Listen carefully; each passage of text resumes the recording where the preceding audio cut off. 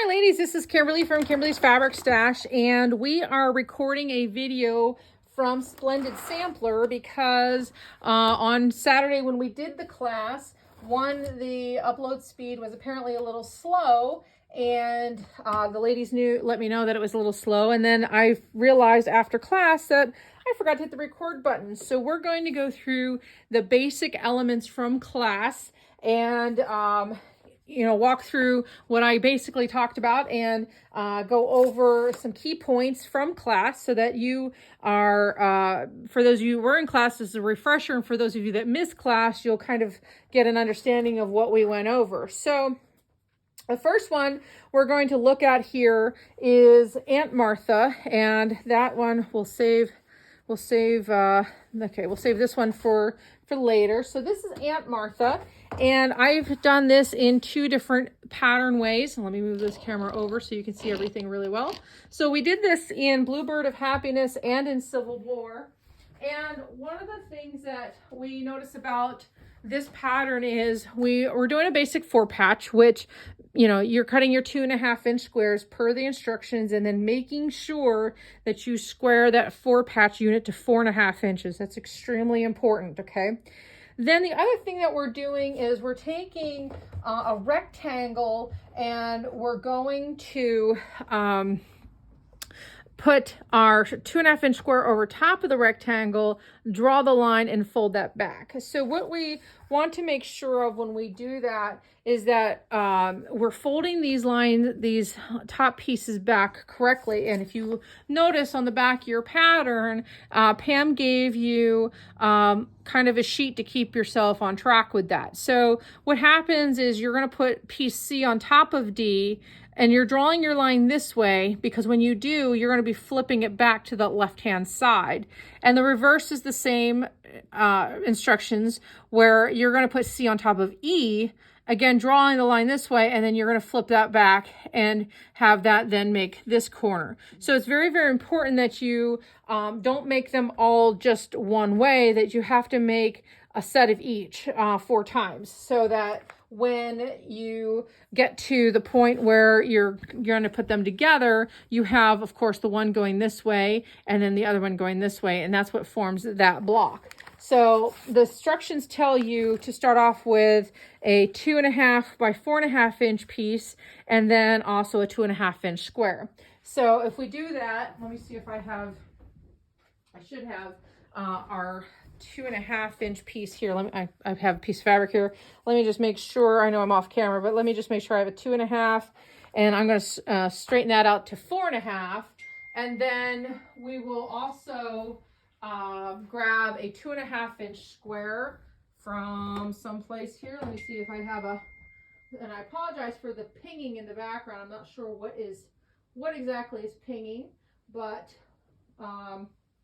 that's okay. We don't have to worry about that right now. So we're going to cut this piece down to 2.5 by 4.5 to get to that rectangle.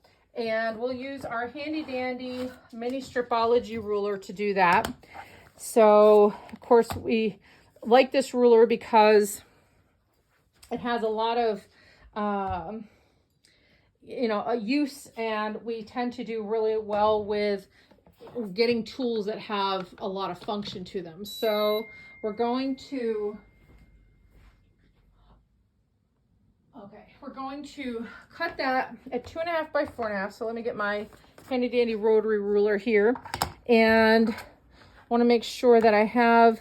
Now remember, when you're before you do your smaller cuts, you want to make sure that you have starched everything really well and got them nice and stiff. So that's 2.5 by 4.5. So that's the one piece.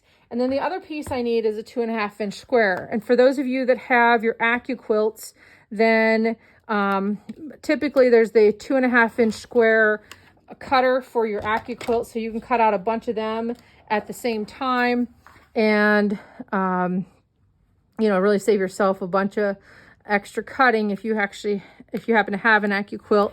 So we're going to cut that 2.5-inch square. Sorry, I didn't have that cut real well the first time. And then And remember, you're going to be making your 2.5-inch squares for your 4 patches. And the 4 patches are pretty self-explanatory. You're taking your 2.5-inch squares and you're putting them together and sewing them up. So remember, and everything is pressing, pressing, pressing. So once we have those 2 pieces, we are going to press them. So let me just flip you over to here. Hopefully I don't stop the camera. And we're going to turn the iron on so it's good and hot. A little bit of steam, a little bit of best press, just to make sure that, you know, everything stays in its place. And the other thing I'm going to grab is my quick quarter tool, which many of you have got and are using for your quilting, because we're going to use this tool to draw that diagonal line. So we'll go ahead, and this should be getting nice and hot now. Go ahead and do that, get it nice and hot. Whoops, stuck to the bottom there. I was just gonna say, one of the things we like about best press is it's not sticky, but it's typically not. In this case, I'm just giving that a press. Okay, getting that nice and straight, nice and flat, nice and stiff. And then we're gonna take our ruler here, and we'll just scooch that over. We're going to draw a diagonal line across this on the wrong side so that we're going to know where to sew. So we're going to draw that line. Okay. Helps if you put the pen tip down. And then I'm going to have this one go back towards this corner. And as I explained in class, what's very important here is that when you sew this down, if you're going to be flipping towards the back corner this way, then you're going to want to make sure that you're sewing just on the inside of that right there. So this would flip back like so, okay? And we're going to sew it that way. I'm also going to check to see why this blue piece seems like it's bigger than it should be, because that's a little bit annoying right now. Sometimes when we cut things, we have to go back and recheck them. So we'll come back over here, and I don't know why that just seems a hair bigger. Because it is. Okay, so we're going to trim that up just a little bit better. Okay, there, that takes care of that. And we're going to now put it on the machine and do that sewing. So again, if I'm flipping back towards this corner this way, I'm going to be sewing just a hair on that line, and that accounts for the thread width. And the pressing as I flip that back. So you want to make sure that you're not sewing directly on the line, that you're sewing just towards the corner you're going to be flipping to. So we're going to go ahead and we're going to sew that down. Okay. All right. Nice and easy there. And then remember that you don't want to just immediately cut off that excess. You want to make sure that you leave that this part here alone until you get it pressed. So what we're going to do is we're going to bring this back to the iron. We're going to set that seam. Okay, I'm going to set that seam just like that. And then what we're going to do is flip that back so that corner forms a perfect 90-degree angle. And that leaving that excess there allows us to make sure that we've kept that 90-degree angle. And because we have a tendency to stretch this out of shape on the bias. So once I know that I have this nice 90-degree angle, at that point I can trim this away, and I no longer have that extra bulk there. So that gets trimmed away.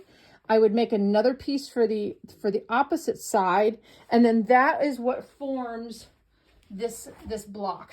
This is let me put the block here. So this is what is going to form that block, is these units. Okay, so that unit, would so on and so forth. So what you're doing is keeping in mind that you have to make 4 that look like this, and then 4 that are opposite of this. And again, that's on the back of the Aunt Martha sheet to give you those instructions. Remember to flip it over.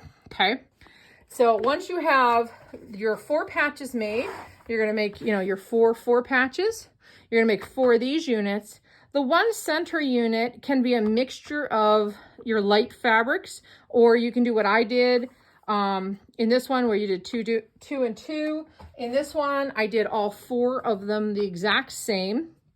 Okay. And then you were going to put your units together all across this, press it out and make sure that it hits 12.5 inches, right? So pressing is very, very important. And again, make sure that you are pressing your fabrics prior to cutting so that, you know, prior to cutting down to 2.5 by 4.5. That way, you know, you have the right size or that everything is already pre-shrunk before you cut. Because if you cut first and then you iron it after you've cut the smaller pieces out, your pieces are going to shrink on you. Okay, so that is the example for Aunt Martha's. The other one that we did in class was Hidden Star. And Hidden Star is a series of what we call square and square blocks.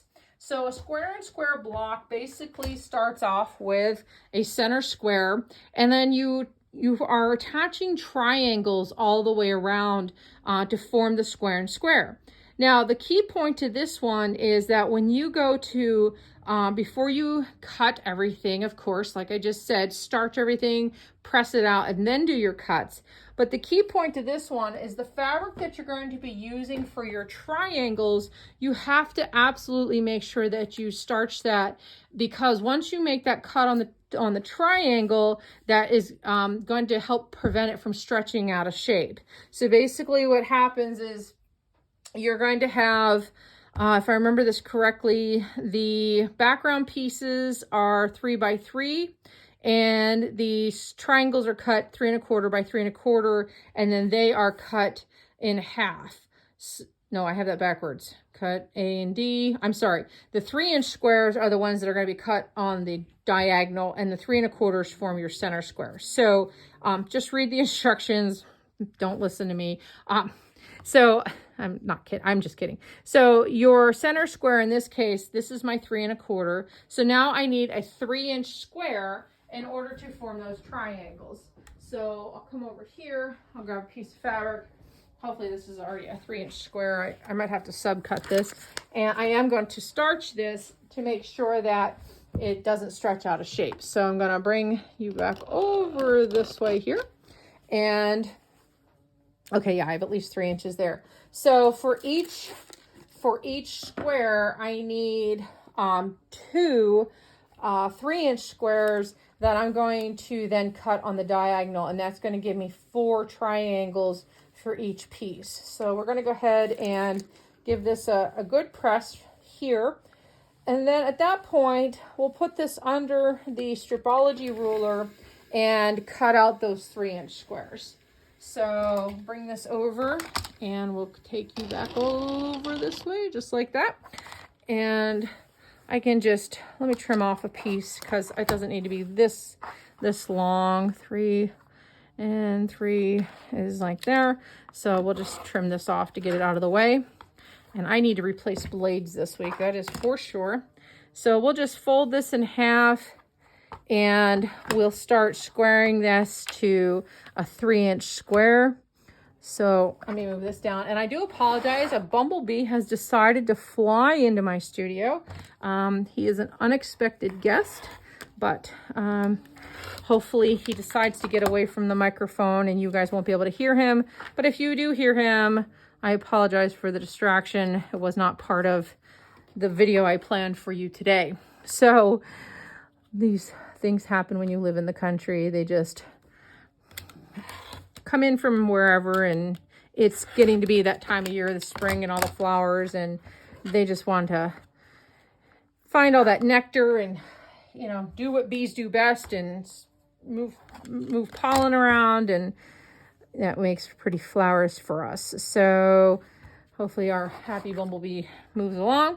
So then at this point, I'm going to cut this on the diagonal. And one of the things that I can do on this ruler to make sure that I have this set right is I can follow this dotted line here and this dotted line here, and they go into the point at the one end, and then that will allow me to make a perfect diagonal cut across the other end. So we have our triangles made, and we have our square. So what happens is we come back, okay, and at this point, what Pam suggests in the pattern is that we fold this in half 2 ways in order to give ourselves lines to follow for the triangles. So we're going to fold it that way. We're going to fold it again this way. Okay. Give that a good finger press. I wouldn't suggest ironing that in because it might be a real pain in the neck to get undone to get rid of the crease lines eventually. So the point is going to run down the center of that line. We're going to take it over here to the sewing machine and going to stitch our 1/4 inch seam allowance. Okay, going to do that. Then I'm going to open that up. I'll just finger press that back for just a second. We're going to open that up. We're going to take our other triangle and we're going to pin, or we're going to point that, make sure that point lines up with the other creased line that we made. Okay, we're going to do that. Okay. And then we're going to take this over to the iron and we're going to press these back because we don't want to make sure that before we put down our next set that those that cream fabric is pressed and ready to go for the other 2 sides. So we're going to give that a good press and we're going to flip that back and flip this one back. Okay, press that backwards. Okay, give that a good press. And then those little dog ears don't need to stay on there. So what I'm going to do is I'm going to clip off those dog ears like so, because they're going to cause problems for me when I go to sew that down. We'll take this back over to the sewing machine. Okay, and I'm going to have to repress that one center seam. So I'm just going to fold this in half and finger press this again. And then at that point, we're going to put right sides together. The center line is there for me to line up that point, and I can go ahead and sew this down. So we're going to go ahead and sew this down like so. No pun intended. Okay. All right. And then I'm going to take the other triangle and I'm going to line that up with that point again. Now, if you want to put a pin in there to kind of hold everything in place while you get ready to go put this under the machine, by all means, put a pin there just to hold it for yourself. Don't feel like you can't pin that in because pins are there to help us. We're going to flip that back. And then, again, we're going to set that seam. Going to make sure that's all set. And then we're going to put that one and fold that one back. And then, very important, we can shut off the iron now. We're going to put this under our stripology ruler or whatever you have for squaring up. And we're going to square that to 4.5 inches. Okay, and this is basically all this one whole block is a bunch of these square and squares. So I'm going to find my 4.5 inch mark, which is going to be harder for you to see on the camera, but I have my ruler here. So I'm going to find my 4.5 inch mark. And as I mentioned in class, it's very nice that on this ruler we have this nice diagonal line running across here, because I can legitimately see if I have anything to trim on this unit. And I was explaining in class that even this little tiny sliver here that I just trimmed off that side, that does make a difference when you start multiplying that out. So don't just kind of eyeball your block and think good enough, because chances are you actually do have trimming to do. So I highly suggest putting it under a squaring ruler and doing your trimming. So again, just like here, we have that extra. Now, things to pay attention to are the fact that right here, all the way around this block, this should measure 1/4 inch. If you've done your job properly and you take a ruler and you line that up, where that point of that red and the edge are, that needs to be 1/4 inch, because when you go to sew this block down, your seam allowance is going to run right against where those two, where this forms this V here. So if you see the V here with the threads, your stitches are going to start running across here because your 1/4 inch seam allowance is going to come along, and you want to be just at that tip, or just above the tip towards the edge, because when you fold that back, you don't want to lose this point. And everybody seems to lose this point on square and square blocks because they didn't start out with this edge being 1/4 inch away from the red. So double check that you have 1/4 inch on those blocks. If you don't, you have to remake the block. There's no fudging this. So when you get to your block, when you start putting them together, okay, you can see how we didn't lose our points here, because this seam is running right up against where that V is, that from the cross seams. Okay, so very important that you pay attention to this 1/4 inch all the way around this block, and also that when you're sewing it, that you're not losing your points. And that's basically how that square on a square block gets put together. It's all about making sure that this first one, well, all 9 of these that you make have this 1/4 inch perfectly away from the edge of that red square, okay? Or in my case, the red square. So once you have that done, you're gonna put all them together, and that's what's going to form your hidden star block, okay? It's all square and square. And one of the other things that we mentioned in class was, where did I go with them? I think I put them over here, yes. Another way to do this, if you are friendly with foundation papers and you like foundation papers, the It's So Emma line of foundation papers can also be used to make square and square blocks. Now, as we talked about in class, if you are using an alternative tool, an AccuQuilt, an alternative ruler, foundation papers, you aren't going to then follow these instructions for cutting out. You're going to follow the instructions for the tool or the ruler or the AccuQuilt for cutting out your blocks, okay? Anytime you deviate away from the designer's pattern and you switch to a tool, you then at that point have to take on the rules of that tool. So if, for example, to make these 4 inch square and squares, okay, her instructions have you cutting your center square 3 3/4, and then your triangles are going to be 3 3/4 inch squares, and then cut on the diagonal. Because you're dealing with foundation paper, you need that little bit of excess. So that's one of the things that we really talked about in class, was the fact that deviating away from the designer's pattern then means that these cutting instructions no longer apply. For example, if you were going to use a Creative Grids ruler, let's say, for example, this was a square and square Creative Grids ruler, and I needed to make sure that I had a 4.5 inch square and square, then I would follow the instructions for the 4.5 inch, well, it's 4 inch finished, square and square. I would not use Pam's cutting instructions and then trying to use this ruler. That's a surefire way of like screwing up your pattern or your fabrics. You'd be undercutting, overcutting, things would not line up.